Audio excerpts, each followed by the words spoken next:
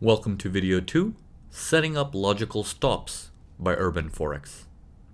Okay guys, so in this video, going to be more focused on stop losses. Okay, how do you put your stop losses, where do you put your stop losses, etc, etc, etc.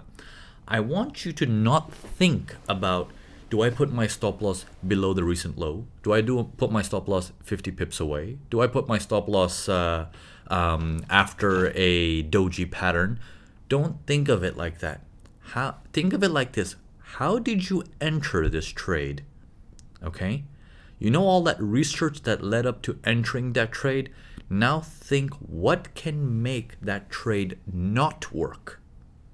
Okay? So for example, leading up to this area, so what I did was once I enter, I put a standard stop loss pretty far away.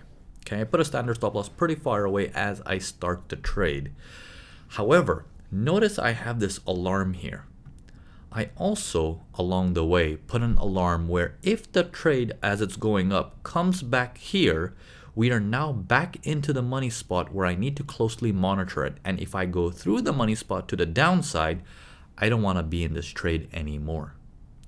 However, I don't want to keep my stops here because in case he does this and spikes up, I don't want to be taken out. So I put my stops initially further away, but I'm very observant of, am I actually taken away from the money spot or am I going to come back to the money spot?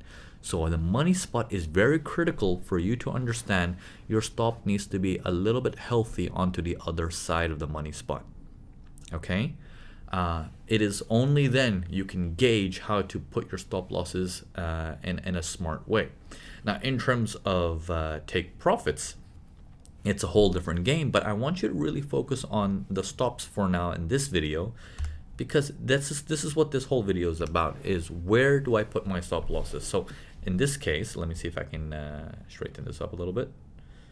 Let's take it a little bit further back. Okay, so let's say you're looking at this pullback here. Okay, so let's say it's an uptrend, just as a rough example. Here's your pullback coming in. And since this is 6 o'clock in the morning, there's no markets here, but the markets start around 10 to 11 o'clock in the morning as Frankfurt to London starts opening. So market pulls back, okay, very aggressively, and then you do your research and you're like, okay, it's going to take some time, but the final meal that you see is here leading up to the opening of the market, and you're like, okay, I know pound is strong, I know Aussie is weak fundamentally, and let's assume that it's even broken the highs from Asia.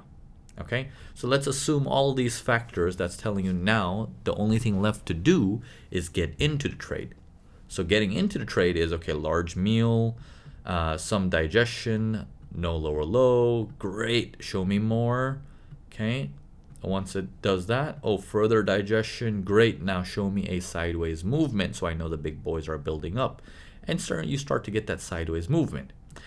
From that sideways movement, as you enter, whether you enter within that sideways movement or you enter as it's leaving that sideways movement, that is totally up to you. Stops go below, well below the money spot, but you want to put an alarm around here, around the money spot, that if prices by any chance come back to here, you need to be quick on your toes to figure out, why is it coming back down? Is it just bouncing or is it starting to hold below? That means this money spot has been taken for the sellers and you need to get out of that position. Instead of taking the full stop loss, you can actually exit sooner. If you've seen a lot of my videos, either on Instagram or Facebook, you will notice I don't usually take the full hit. Okay? I will always get out of that position when I don't see it's working my way almost immediately. Okay? If it doesn't work almost immediately, I want to be out of that position. Okay? Because all the research leading up to it should get you in at the right spot. Okay? So this helps you to put a logical stop loss. Let's move on to the next video so we can talk about where do you exit your trades properly.